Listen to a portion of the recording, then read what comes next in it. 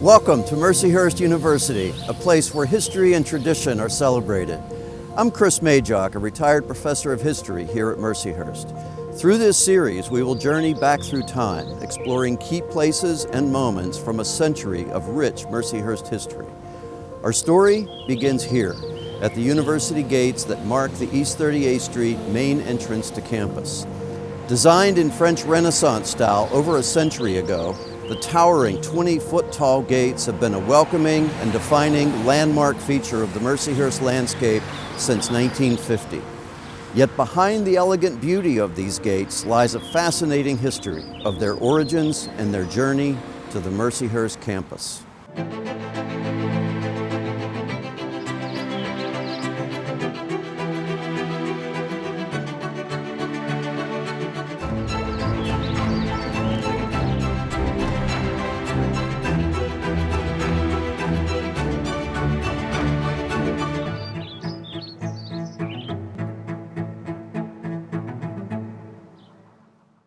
Those origins lie here at the Pittsburgh, Pennsylvania mansion these gates once guarded, an estate known as Lindhurst, belonging to industrialist William Thaw.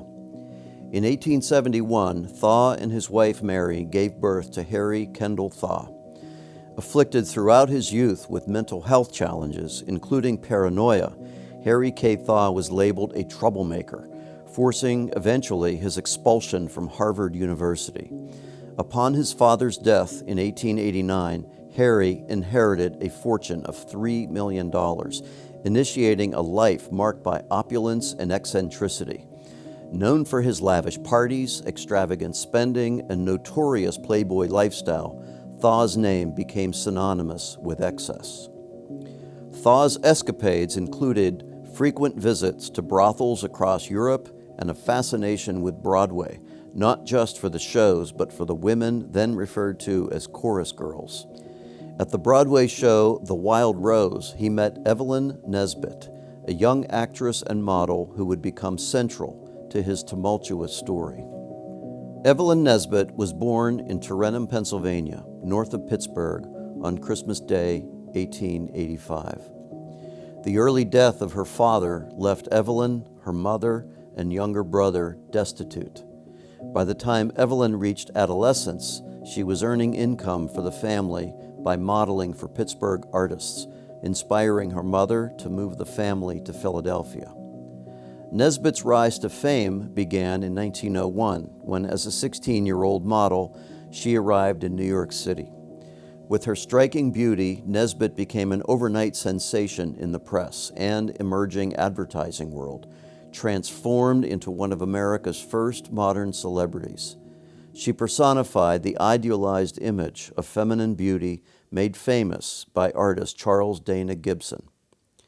Nesbit's life as a chorus girl caught the attention of countless high society New Yorkers, including both Harry K. Thaw and a renowned architect named Stanford White. Since 1880, White had been part of McKim, Mead & White, one of the most prolific and influential architectural firms of the late 19th century, designing structures such as Madison Square Garden, the Washington Square Arch, and the Gould Memorial Library. White was the artistic visionary of many of the firm's buildings.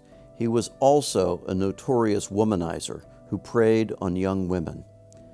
As Nesbit later testified, during the period he was introducing her to New York artists and photographers, White, then 48 years old, drugged the 16-year-old Nesbit and assaulted her at his so-called love nest atop Madison Square Garden. The episode traumatized Evelyn Nesbit, changing her life forever. Also acquainted with Thaw by this time, Nesbit shared with him the horrific encounter with White. Thaw already resented White, in his paranoia believing him responsible for Thaw's having been snubbed in New York social circles. Thaw became obsessed with Nesbit and her past, pursuing her relentlessly until their marriage in 1905.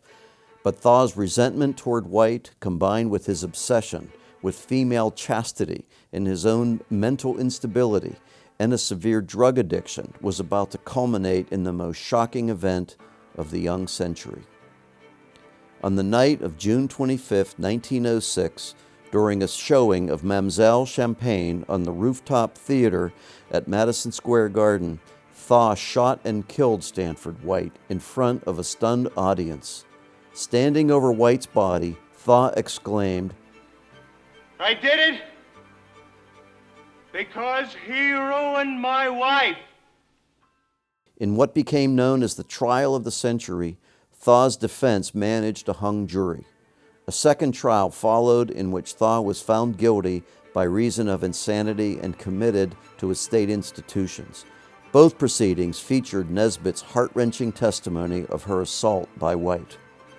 After less than a decade in an asylum, Thaw was released but later recommitted on another unrelated incident. He died in 1947, leaving behind a life of scandal and drama. Following the second trial, the couple divorced and Evelyn went to Europe, where she gave birth to a son, Russell Thaw. She continued her career, starring in a number of Hollywood films. Despite the tragedy and turmoil of her early life, Nesbit persevered and lived to the age of 82, leaving behind a legacy of extraordinary resilience and strength, which leads us back to the story of our beloved Gates. With Thaw institutionalized in 1942, the Lindhurst estate was demolished. The gates, fortunately, were preserved and placed in storage, among the last assets of the disgraced Harry K. Thaw. In 1949, Brandon Smith, a well-known Pittsburgh architect and designer of Mercyhurst Weber Hall, alerted the college's founding dean, Mother Borgia Egan, to the chance to acquire the Thaw gates. Mother Borgia jumped at the chance to enhance the campus using a fund set up by the class of 1942 for that very purpose. Plans were soon made to transport the gates to Erie and erect them here as the grand entrance to Mercyhurst College. Hand-wrought of puddled iron in France, the gates had been shipped to America in 1923.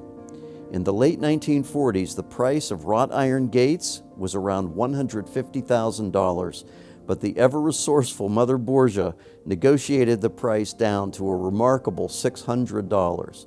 She then commissioned Smith to design the placement of the gates as well as their new stone pillars. On May 9, 1950, the Mercyhurst gates were dedicated in a ceremony presided over by Bishop John Mark Gannon. During the gates' reconditioning by Althoff's Ironworks, a message was discovered on an interior section. Along with their signature, the fabricators inscribed a Bonjour aux Americans, June 15, 1923.